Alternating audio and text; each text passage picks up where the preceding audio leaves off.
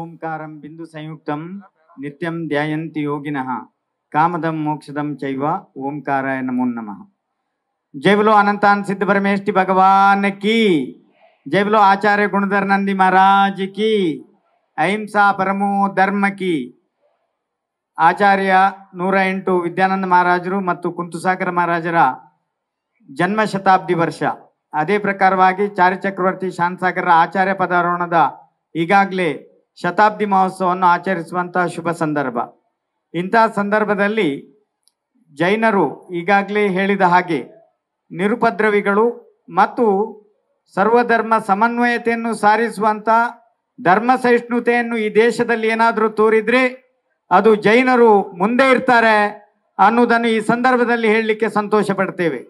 ಅದೇ ಪ್ರಕಾರವಾಗಿ ನಾವು ಏನು ಉಪಾರ್ಜನೆ ಮಾಡ್ತೇವೆ ಆ ಸಂಪತ್ತಿನ ಅತಿ ಹೆಚ್ಚಿನ ಭಾಗವನ್ನು ತೆರಿಗೆ ರೂಪದಲ್ಲಿ ಕಟ್ಟುವವರು ಜೈನರು ಅನ್ನೋದನ್ನು ಎದೆ ತಟ್ಟಿ ಹೇಳ್ಬೋದು। ಇಂತಹ ಸಂದರ್ಭದಲ್ಲಿ ನಮ್ಮ ಸೌಲಭ್ಯಗಳು ಏನಿವೆ ಅಲ್ಪಸಂಖ್ಯಾತರಿಗೆ ನೀಡಿರುವಂಥದ್ದು, ಆ ಸೌಲಭ್ಯಗಳು ನಮ್ಮದೇ ಹಕ್ಕನ್ನು ಎಷ್ಟು ಪಾಲು ಇದೆಯೋ ಅದನ್ನು ಸರಿಯಾದ ರೀತಿಯಲ್ಲಿ ಸದ್ಬಳಕೆ ಆಗುವ ಹಾಗೆ ಸರ್ಕಾರ ಕೃಪೆ ತೋರಬೇಕು ಅನ್ನುವ ಒಂದು ಕಳಕಳಿಯ ಮನವಿಯನ್ನು ಈ ಸಂದರ್ಭದಲ್ಲಿ ಮಾಡುವುದಕ್ಕೆ ಸಂತೋಷ ಪಡ್ತೇವೆ।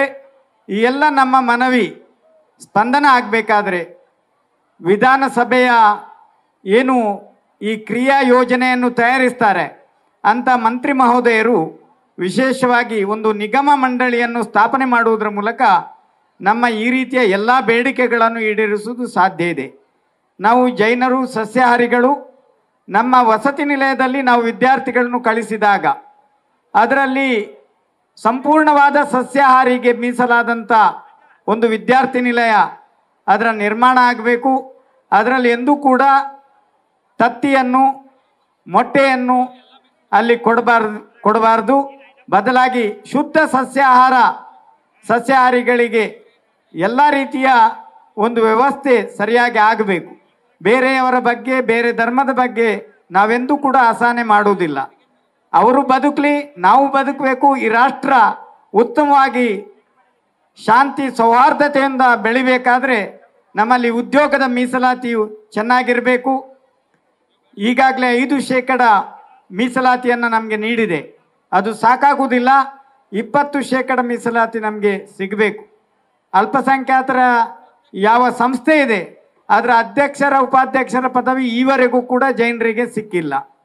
ಇಂಥ ಒಂದು ಸೌಲಭ್ಯವನ್ನು ಒದಗಿಸುವುದರ ಮೂಲಕ ನಮ್ಮ ಉತ್ತರ ಕರ್ನಾಟಕ ದಕ್ಷಿಣ ಕರ್ನಾಟಕದ ಅಲ್ಲಲ್ಲಿ ಚದುರಿದಂಥ ಜೈನ ಸಮಾಜಕ್ಕೆ ನಿಮ್ಮ ಸಹಕಾರವನ್ನು ನೀಡಬೇಕು ಅನ್ನೋ ಭಾವನೆಯಿಂದ ಈಗಾಗಲೇ ಜನವರಿಯಲ್ಲಿ ಒಂದು ವಿಶೇಷವಾದಂಥ ಸಭೆಯನ್ನು ಹಲಗದಲ್ಲಿ ಈ ಹಿಂದೆ ಮಾಡಲಾಗಿತ್ತು।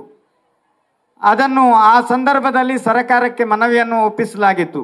ಅದರ ವಿಸ್ತೃತ ರೂಪವಾಗಿ ಇವತ್ತು ಸರ್ಕಾರದ ಗಮನ ಸೆಳೆಯುವುದಕ್ಕೆ ಗೌರವಾನ್ವಿತ ಮಾನ್ಯ ರಾಜ್ಯಪಾಲರ ಮೂಲಕ ನಾವು ಮನವಿಯನ್ನು ಮಾಡ್ತಾ ಇದ್ದೇವೆ। ಮಹಾರಾಷ್ಟ್ರ, ತಮಿಳುನಾಡು, ಕರ್ನಾಟಕದ 3 ರಾಜ್ಯದ ಎಲ್ಲ ಸ್ವತಂತ್ರವಾದಂಥ ತಮ್ಮದೇ ಆದ ಅಸ್ತಿತ್ವ ಇರುವ ಮಠಗಳು ಇವತ್ತು ಇಲ್ಲಿ ಬಂದಿದ್ದಾರೆ। ನ್ಯೂಸ್ ಫಸ್ಟ್ ನಿರ್ಭೀತಿಯಿಂದ ನಿಮ್ಮ ಪರವಾಗಿ।